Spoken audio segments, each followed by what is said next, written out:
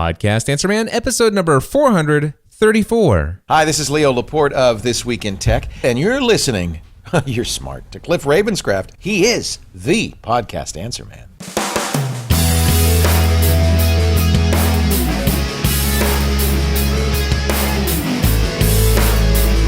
Well, hello everyone, and welcome back to another episode of the Podcast Answer Man. My name is Cliff Ravenscraft, and this, my friends, is the podcast devoted to helping you take your message, your business, and your life to the next level.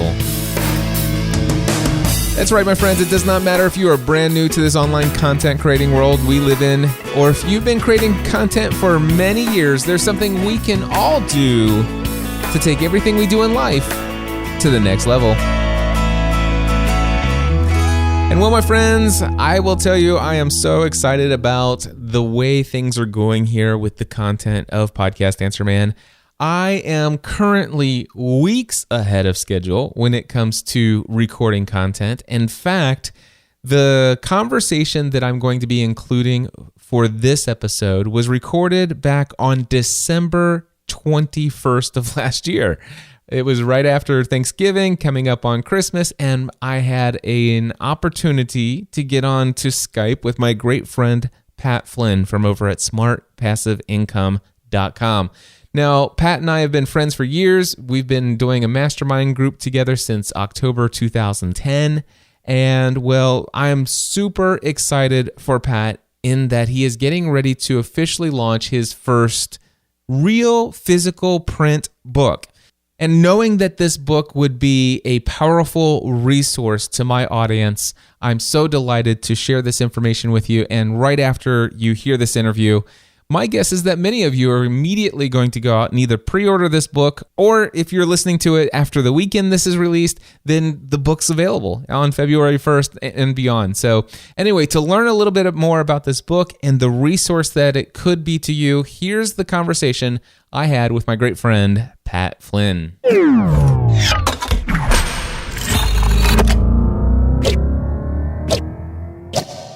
Pat, my friend, it is so good to talk to you here again on Podcast Answer Man. How you been, my friend? Cliff, dude, I'm so happy to be back. I've been doing very well. You know, the holiday season is just right, we're right in the middle of it, and it's just my favorite time of the year.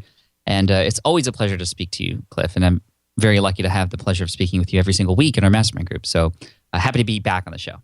You have been busy with so many projects over the last couple of years. It blows my mind just how much you're able to accomplish. I'm a little bit envious of the team that you have assembled and all those other things. But what we're here to talk about for a little bit today is your brand new book that's getting ready to come out in the beginning of next year. What is this book and when did it come about?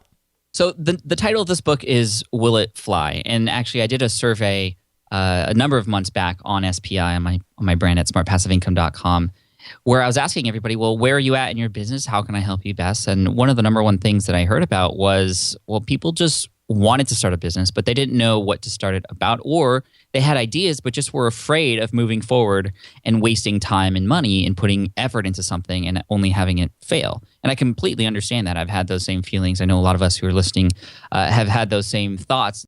The thing about building your own business is it's tough. It's very different than working for somebody else where you put in X amount of hours and you get back that much money in return in terms of your salary or wage. When you're building a business, when you're working on any projects like what we do online, you're putting a lot of time and effort up front, and it's hard to tell whether or not that business idea is or that product is going to sell or not. And that's really what this book is about. It's a validation book, validating those business ideas. The subtitle is actually how to test your next business idea so you don't waste your time and money.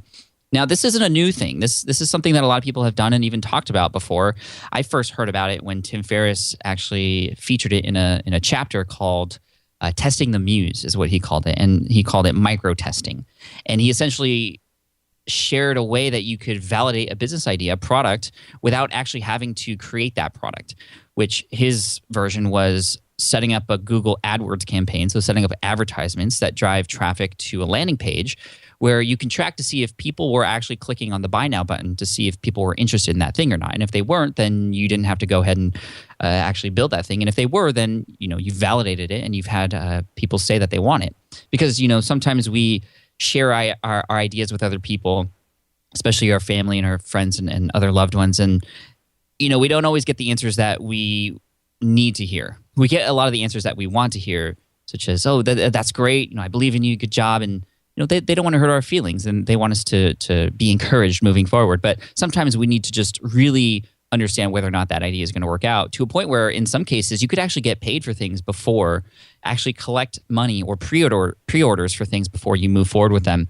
And so this book takes Tim's idea of micro-testing and a lot of other people's experiences of that, and actually putting all that information together in a way that allows you to truly validate whether a business idea you have is actually worth getting into. Now, there's two ways of thinking about validation, though. The one way, which we talked about already, was product to market fit. How does that idea actually fit in the market you're trying to get into? And there's a lot of things that go along with that, which I'll talk about in a sec. But the second and most important part, I feel, which is something that a lot of people don't even talk about really, is the business idea or business to self fit. How does this idea actually fit into the ideal life that you want? And the reason this is so important to me is because I know a lot of entrepreneurs who are very successful business owners. However, they're not very successful husbands or wives or fathers or mothers. It's like they started their journey into entrepreneurship with the idea that they wanted to, customize a life for themselves. And in doing so, they've actually taken themselves away from the things that are really important to them by building a business and creating something that isn't actually in alignment with who they want to be. And so there's a lot of exercises actually in the beginning of the book about how to do that. I actually utilize a lot of thought experiments in order to do that, because it's very easy for somebody to say, oh, you need to create a 5-year plan and all that stuff. We hear that all the time. But when you put it into context in some sort of thought experiment, it really means more, and you think about it in a different way where it actually makes sense for you and what it is you're doing. So really, it's all about how to get this business idea that you have and see if it's actually a fit, not just for the market that you're getting into, but yourself. I love that. And you talk about the idea of creating a product that certainly has a market for it. You certainly have the gifts, the talents, the experience, and everything necessary to create that product to fill the need of the market. People are willing to buy it, but is that a good fit for your life is another question. And it reminds me of an organization that I created that I would consider to be very successful, called the Podcast Mastermind. Mm-hmm. And this was something that was generating $60,000 a year for me, and it was providing great value to all the members that were a part of it. And everybody was happy to pay. The continuity, the turnover on that was like next to nil. And after 2 years, I had to shut it down because it was just taking up way too much of my time. I did not validate, is this going to fly when it compares to the lifestyle that I want to lead? And I really hadn't given much thought to the fact that I was going to be working so many hours at night and just the sheer number of hours that I was committing to when I actually wrote it down on paper, what these benefits are. So I love that idea that this isn't just, is there a market for this in testing, micro testing and get paid before you create the product, but this is it a good fit for your life?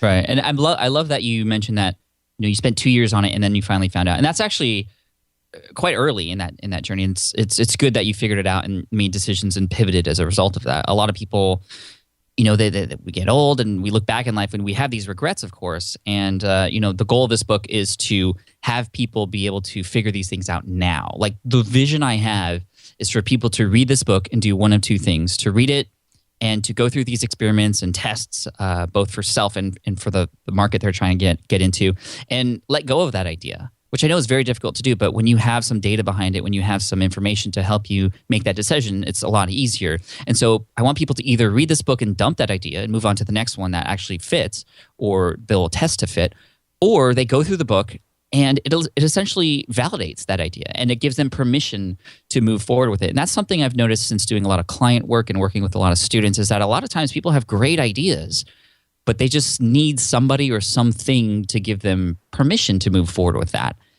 Where some of these coaching calls I do, I honestly don't even give them much advice. I just say, yeah, that's good, because it honestly is, and then I end up not charging them for that. But people just want to know that what they're doing is actually worth it. Now, of course, there's a lot of other things that are involved with making a business successful. Just, you could have a great idea, but poor execution, you won't get anywhere. So there's a lot of other things, but it all starts with that idea. And the reason it's called Will It Fly, there's a couple angles to that. One is, we are always launching something new. And how do you know if when you launch something, which is a big internet marketing online business term, when you launch something, how do you know if it's going to fly? The other thing that goes along with that is actually based on a story that involves my son. So when my son turned 3, it was really cool because I was very anxious to teach him how to fly a paper airplane. So literally on his 3rd birthday, I showed him how to fly a paper airplane. So I took a piece of paper, I folded it, and threw it. It was just a basic dart design, that simple one that we always see. And he was mesmerized. He could not believe I was able to fold this sheet of paper into something that could fly across the room. And so, of course, being a 3-year-old boy, he wanted to do the exact same thing. And I was ready to teach him, but he was so anxious that he grabbed a piece of paper, folded it in all these different directions. Obviously didn't know what he was doing, but kind of, was trying, which is great. And then ended up with this thing that didn't look like a plane at all. Threw it, didn't go anywhere. Picked it up, threw it again, landed at his feet again. And then he said, I hate paper airplanes. And I think we could all relate to this, especially when you see kids do things like this. But I feel like this is how a lot of people build their businesses too. They see somebody else doing something, they see it flying, and they try to do something similar, but then they don't necessarily know the right way to do it. They don't know the concepts or how to fold their piece of paper, and then they try it, and then they fail, and then they give up. And that's the worst thing you could do, obviously, is give up. But you can also prep ahead of time and get some help. And again, that's hopefully what this book will help people do is to, I want to help people be able to fold their wings. For those who are out there struggling with trying to figure out what direction to go in with their podcast, let's just say that it's maybe early stages for them to think about building the business around it. For some of them, they're just like, I just want to create a podcast, but I just want to know, will this idea fly? Would this book be something that would be beneficial to them as well? Oh, yeah, absolutely. It doesn't matter if you're just starting out or if you have a business already and maybe it's not taking off the way you want it to. You can go back and reassess and kind of go back to the fundamentals. Even professional athletes, for example, they always get training. Why? Because they always are just going back to the fundamentals. When a pitcher in baseball loses his I don't know, mojo or whatever, it's usually because he just has been trying too many things. And, I know this to be the case for me with golf. I used to golf quite a bit before I had kids. And every time I would read a magazine that would tell me the number one swing strategy to save 5 strokes on my score, it would just screw me up, because I would just be taking in too much information. And when I got back to the fundamentals and got back into just the basics, everything was working out for me. So this book is for everybody out there who has a business or is just starting out. Now, in terms of how do you know if this thing you're working on is going to work, if you're a podcaster and it's just not going the way you want it to, or you're in the development plan of your podcast, which is good. There's a lot of things you can do. I actually have a section called flight planning, which is all about how to research the market that you're trying to get into so you can find a position that works. Because really it's all about serving your audience. If you've heard me before, you've heard me say over and over and over again, your earnings or your success are a byproduct of how well you serve your audience. And if you are serving your audience in the exact same way other people are, you're always going to be, second or worse. And so you have to find a position in the space that you're going to get in the category that you're getting into in the market that's going to help you stand out. And there's a lot of great things that I share in the book, including how to find the 3 Ps of your market. This will help you create what I like to call your market plan. And the 3 Ps stand for the places where people in your audience, your target audience, hang out. So finding out where all those things are, and there's actually some worksheets and spreadsheets that go along with the book. But the first P is the places, so where do they hang out? The second thing is understanding the people in that space, so the other influencers in that space too. And that'll help you not only understand who else is already serving that audience, but how are they serving that audience and how does that audience respond? Do they like certain things? Do they not like certain things? And then also those people become people that you could form a relationship with, that you could potentially have as a guest on your podcast so you can get in front of each other's audiences and things like that, people you could potentially partner with. And then the final P is understanding what products are out there serving your audience. So what are they actually buying? And when you understand this, the places they're at, the people who are serving them, and the products and services and tools that they're already using, you can get this bird's eye perspective on this market that you're trying to enter, and you're going to understand this market better than some people who are actually in that market already. Yeah. So you'll be able to kind of position yourself in a fantastic way from there. And then from there, I love to think about creating your customer plan. And you've probably heard this before, Cliff, and everybody else out there. You've heard of this thing called your customer avatar, right? Like understanding who your ideal customer is, or who your ideal listener is to your podcast. And that's important to think about, right? Like, who is your podcast for? Who are you serving? What is that person like? And you create this person. Some people actually create a name for this person and a lifestyle and make up this story and whatnot. And I've always had a weird feeling about this idea of creating a customer avatar. Like, I get the idea, I understand the purpose behind it, but when I try to do it myself and actually imagine this person when I'm speaking into my microphone, when I'm creating a product, when I'm writing a blog post or doing a video, it's hard for me to do it in a 100% authentic way, because I always know in the back of my head that this, quote, avatar is just made up.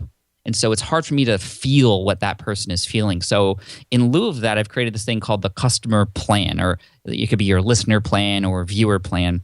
The PLAN, that's an acronym. And that will help you discover more about your target audience in a way where you can actually feel for them and actually give them a solution that they need, which will, of course, help you stand out and find your position in the space. So the acronym PLAN, the first P is the pains or the problems. Like, what are their pains and problems? And I go through a number of exercises in the book on how to discover that. But hopefully you have some sort of sense of what it is, the true problem that your audience is having, that you can come in and provide a solution for. And as Jay Abraham says, if you can define the problem better than your target customer, they will automatically assume that you have the solution. So I love that, because it's so true. When you see somebody who just knows what you're going through, you can't help but immediately start listening to them and what they have to offer.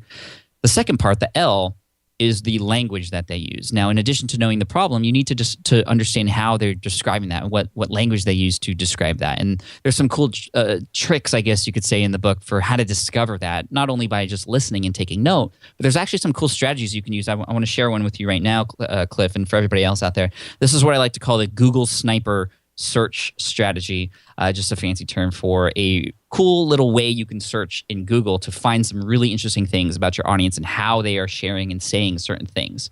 So the trick is to go into Google, and you know how if you put quotations around what you're searching for, it actually looks for those exact phrases, right? Yep. So if I want to search for a phrase, how do I can put how do I in quotation marks, and then a keyword after that. Like, for example, how do I fly fish or whatever. But you can actually get even more honed in on what people are saying by targeting a site where people are at. For example, a forum. So there's this forum that I use as an example in the book. It's called theflyfishingforum.com. It's a forum for fly fishing. And for whatever reason, ever since I started talking about online business, I've just selected fly fishing as my example. So I just continue that through my book for whatever reason. But in order to search through that particular site for those exact phrases, you can type in, for example, in quotations, how do I, space, site, S-I-T-E, colon, and then the URL of that website or that forum. And what Google will give you back are all of the instances in that forum where people are asking, how do I? And that is incredibly powerful, because those are every single instance in that forum of people asking for how to do something. And there's a lot of other terms you can use instead of that will help reveal a lot of things, like why is it, or when can I, or how come, or need help, or please help, or I need, or help with. Or where can I find? Where can I find? Oh, absolutely. So if people are asking where can I find, if you can be the resource that shows them that in your whatever it is that you're creating, or you actually are that thing that they're looking for, man, it's a home run right there. The A part in PLAN uses the same strategy, but the A actually stands for anecdotes or stories. And this is where you get that real connection, because instead of just making up a story for your avatar, you're finding real life stories of people in that market, and you can connect with them. You can even reach out to them and talk to them a little bit more and get more information from them based on their experience. And where do people share stories that they open up on? Well, forums are another great place, and you can use the same strategy for that, but also on social media. People love to share every single thought that they have about certain things on social media too. So using the same strategy, you can look up certain words that'll help you find stories, specifically stories. And this is very easy because you can actually look for the comments that people have after they read a story. For example, great story or amazing story, site, colon, and the name of that URL. Or you can actually search through those terms on Twitter or Facebook or on LinkedIn. And you're going to collect all these amazing stories about how your audience has dealt with certain problems and issues and any sort of keywords related to whatever it is that you're talking about. The final tip I'm going to give you, well, the N PLAN. We talked about the problems, the language, the anecdotes or the stories, and then the N is sort of the need or your hypothesis for what is it that they need from you, and then there you have your overall customer plan, and that's your plan moving ahead as you begin to validate those particular ideas in the market. But one other tip I want to give you, this is my favorite tip of the year, I guess. Every year I have one or two things that I learn or discover that I'm just so happy about, that are so helpful, and that I'm always happy to pass on, of course. And this one is utilizing Amazon. So you can utilize Amazon to learn more about your market and discover whether or not what it is you're talking about is actually worth continuing, or what else you can do beyond what you're already doing, or how to position yourself in the market.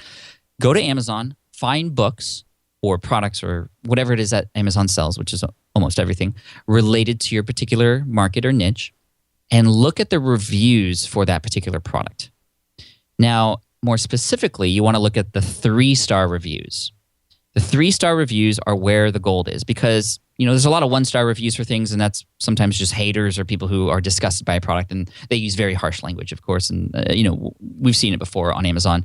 The 5-star reviews, sometimes they're family or friends or whatever. So, a lot of times they're obviously very authentic reviews on both ends. But the 3s are where you get the gold, because you get the people who like things for certain reasons and dislike things for certain reasons.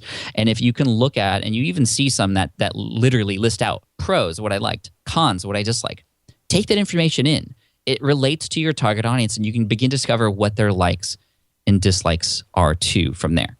I love that. So the book is coming out when, Pat? February 1st, parentheses, if all goes according to plan, because we're recording this a little bit ahead of time, which I'm very thankful for. And again, Cliff, I'm just so thankful that you're my friend. And plus, just really quick, side note, thank you for all the inspiration fitness-wise, too. Your transformation has just been completely awe-inspiring to me and my family. I've been sharing it with my own family, too. And I'm just so happy because we've known each other for quite a while, and to see your transformation and just what it's done, not only for you physically, but in everything. Because we talk every week, it's just incredibly inspiring. So thank you for that. Well, I appreciate it. Thank you, man. So February 1st, if all goes according to plan. And in terms of marketing, we're putting a lot of things into place now. We actually started in November in terms of the marketing. I started writing a long time ago, obviously. But I've been making connections with people who I know in the space, like yourself, Cliff. I've also been working on creating what I like to call the launch team, which is sort of like a street team that is made up of mostly people in my audience. And, that is actually a tip I learned from Jeff Goins, who is an author who I've talked to on the podcast before. And probably the best tip I learned from him was to create this street team. It doesn't have to be very big, but these are people who are going to move for you. When your book comes out, they're going to be a group of people who are very excited, who know about the book. You've given them insider information along the way. You've allowed them to even help you with certain decisions along the way too. And then on launch day, they are the ones who are going to make sure that they spend the time to leave a review and to be there to share with their followers and fans and all that stuff. And, I'm excited because I'm in the middle of actually creating that as we speak. And then, of course, there's all the fun stuff that goes along with that, like the book cover, which has been crazy. We've gone through 20 different iterations of it, from stuff related to the paper airplane and other things. I mean, it's interesting because you obviously have to pick one and eventually and go with it. But I also have to balance, well, this is like my first big book. I have a book. It's called Let Go. I've published that a while back, but this is like my first true nonfiction business book that's there that I know is going to help people. And I am balancing being perfect with just shipping it, and there's all these things that go along with that. And so it's been a lot of fun. It's been a wild ride. Definitely challenging. I started as a blogger 7 years ago.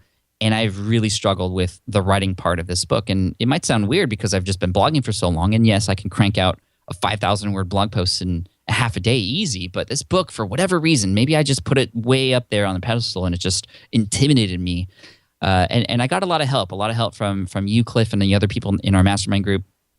And I think the number one tip that I was given was, this book, I think, was intimidating because it was just so big. It was so grand. And it was, potentially hundreds of pages long. Now, in order for me to move forward with it, I've had to break it down. And I actually turned every chapter into a blank Google Doc. And now when I write, or when I was writing, I opened up a doc, which was just one chapter, and I treated that one chapter like it was its own blog post. Yeah. And that's really what helped me move forward. And so I know it's not like that for everybody, but if you're struggling with writing, that's a book specifically, that's a great tip. Break it down and then focus on one at a time. And it's been really helpful. And like I said, I've just been very thankful with the opportunities to be able to share this book. And I'm really excited to see how it does. Well, I encourage everybody who's listening to certainly head over to willitflybook.com. Either go there and get the book if it's available when you get there, or sign up to be notified as soon as it is available. Pat, if you have a little bit of extra time, I'd love to talk to you about some other things. I'm super excited about the book, but just personally, I would like to know about some times when you've created things that didn't fly. I know you're aware that there are people out there who think that Pat Flynn is this super ultra human being that does everything right and everything he touches turns to gold, right? Yeah, and I always laugh at that because that's obviously not what happens. I've failed so many times, and I do my best to try and represent that on the blog. And I talk a lot about in my monthly income reports the things that I wish I had done or did completely wrong. But it's always a lesson for somebody, which is why I'm happy to share that. But in terms of picking out a specific example, I mean, there's one in particular that cost me about $15,000, but it taught me a very big lesson. And so in that way, it was actually very, very good that I went through this process of failing completely and spending that much money on something that never got launched. And this was back in 2010 when a few of my internet marketing buddies were building premium WordPress plugins. These are plugins that you can, pay for that give you some cool access to certain features that one might need on their WordPress website. Well, both of these guys launched in and around the same time, maybe a month from each other, and each made at least $200,000 in their first month. And I was just so blown away by that because I was making, over $100,000 a year at that point, and to see that come in for them at a month was amazing. And I was like, software, yes, WordPress plugins, that's what I have to do. So literally the next day, I found a developer. I came up with a couple ideas in my head. I found a WordPress developer, and I paid him half of $15,000 because that was the total cost for this project. And I just said, "Go do this. I want you to do this, and we're gonna make it like this, like these guys did, and have a crazy launch and make lots of money." Well, 6 weeks later, I finally get a version back that I had come up with because there was so much miscommunication because I didn't give this person anything to work with. I just said, "Here's an idea, go." And as these iterations kept going back and forth, it was just he didn't understand what I wanted, and honestly, I didn't understand what I wanted. I was chasing the money, right? And as a result of doing that, I did not do the work I should have done, and I wasn't serving anybody. And actually, after about 12 weeks, when I got 2 plugins back, that was another mistake. Why was I working on 2 at the same time? How greedy was that? And so I've always learned to work on one thing at a time since then. But even when I got those plugins back, and even though I worked with this person, this developer, to create them in the way that I wanted to create them, I looked at them in the final product, and I was just not happy. I couldn't launch them. I couldn't sell them because they just didn't do anything useful. I thought in my head that they would, but I never took the time to validate whether these things would work. And when I actually was at the point at which I finally had these things built and spent $15,000, it wasn't even worth anything to anybody. And so I never launched with those at all. It was complete bust, but I did learn a big lesson. A couple lessons were, one, if you're going to work with a developer, make sure that you know everything that you want to know about how this plugin or software or application you're building works, because then there's no loss of translation between you and the developer. Literally wireframe the whole thing out and share it. Secondly, to validate something before you build it. I could have easily just talked about it with a few people in my audience to get their thoughts on it. And when I ended up doing that later, it validated the fact that those were terrible ideas. And then third, it showed me that chasing the money is not the way to go. Yeah. And ever since then, I've always put serving my audience first. And as a result of that, the byproduct is the money that comes in. So big lesson, a big failure, but there's always a bright side to things, and that's what came out of it. Do you have an example of a time where you came up with an idea for a product and you actually got paid a significant amount of money before you actually began any work on the product itself?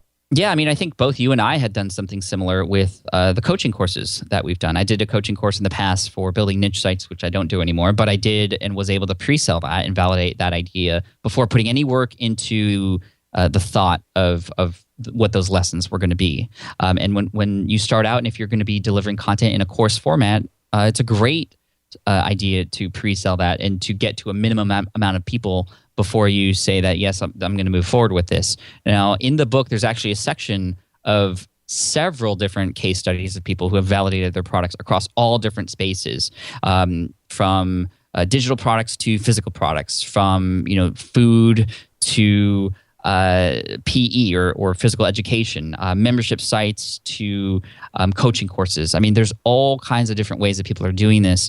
There's even somebody who had validated a beef jerky subscription box service, and that business is taking off right now.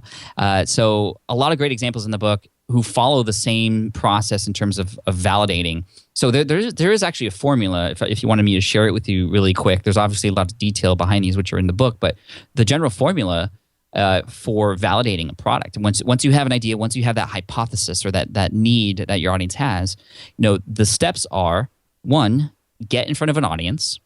And this is where a lot of other validation there aren't really any validation books, but a lot of blog posts and information out there. This is where they fail, because a lot of people who are validating stuff, they don't have an audience to get in front of. A lot of those people have audiences already. Well, I go over 8 different ways that you can get in front of an audience, even if you don't have one already.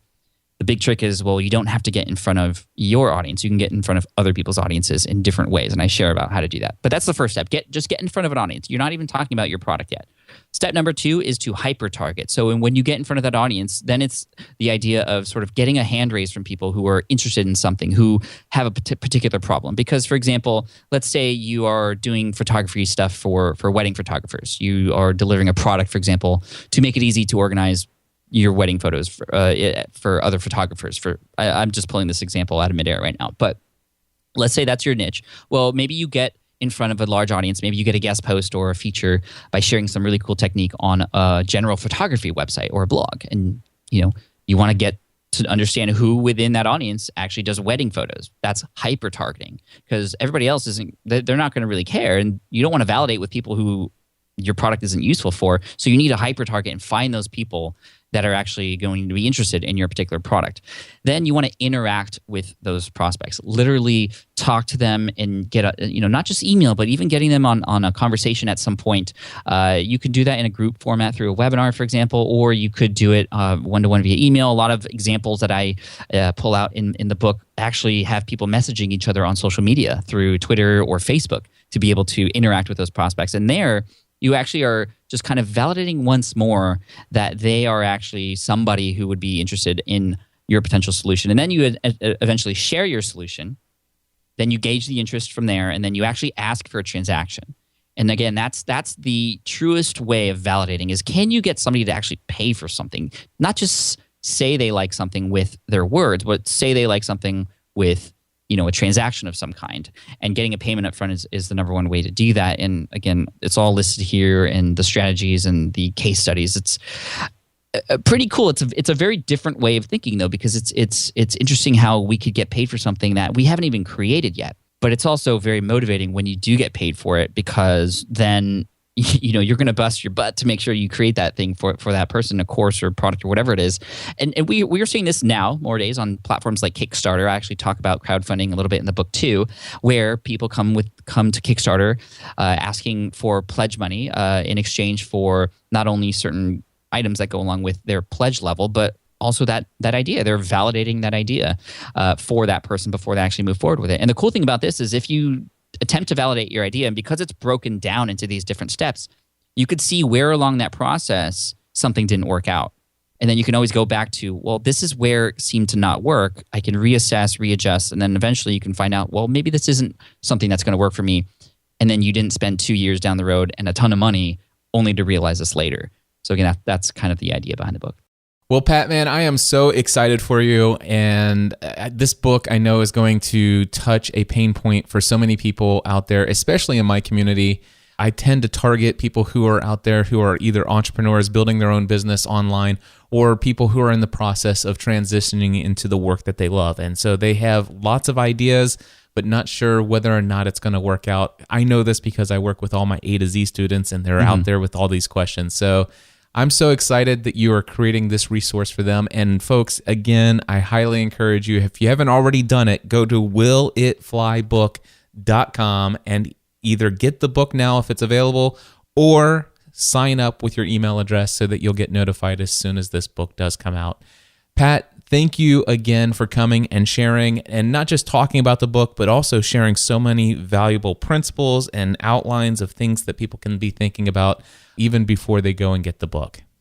Thank you, Cliff. I appreciate it. And, I know because we've talked to each other, we know each other, we're great friends, that you are very selective with who, if you have anybody on the show and the products that you promote, and to have you endorse the book in this way and have me on the show and share it with your audience is truly meaningful to me. And that's why I've always loved you, Cliff, because you've always stayed true to serving your audience. And so, again, thank you for having me, and thank you to everybody out there who listens to this and checks out the book. And well, there you go, my friends. That is the conversation that I had with Pat back on December 21st. And as I'm working on the editing and recording this outro for this episode, I can tell you that if you go to willitflybook.com, there are links to the Amazon listing where you can now go in and pre-order the book.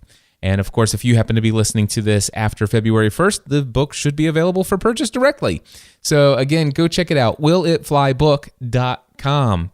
Well, my friends, before I wrap up, I want to just remind you once again that my next session of Podcasting A to Z is going to start on Monday, March 14th. If you've been planning to launch a podcast here in 2016, I would love to have this opportunity to be your personal coach for this 4-week period of time where I will walk you through every step in the process. Now, to give you a little bit more, I'm going to close things out with this pre-recorded promo for that course. Are you thinking of launching your own podcast and don't know where to start? You could have your own high-quality podcast online in just under 4 weeks, even if you have absolutely no technical knowledge about how podcasting works. Intrigued? Since 2006, Cliff Ravenscraft, the podcast answer man, has trained thousands of people on how to launch a successful podcast. Cliff has coached top-ranked podcasters such as Pat Flynn, Michael Hyatt, Michael Stelzner, Dan Miller, John Lee Dumas, and the list goes on. Podcasting A to Z is a 4-week group training course that leads you step by step through the setup of your very own podcast. Not just the technical side, but also the mindset that goes into creating a successful show as well. One thing is certain. At the end of 4 weeks, you will have experienced one of the best investments you can make in taking your message to the next level. To learn more details about the course, head to podcastinga2z.com. Podcastinga2z.com.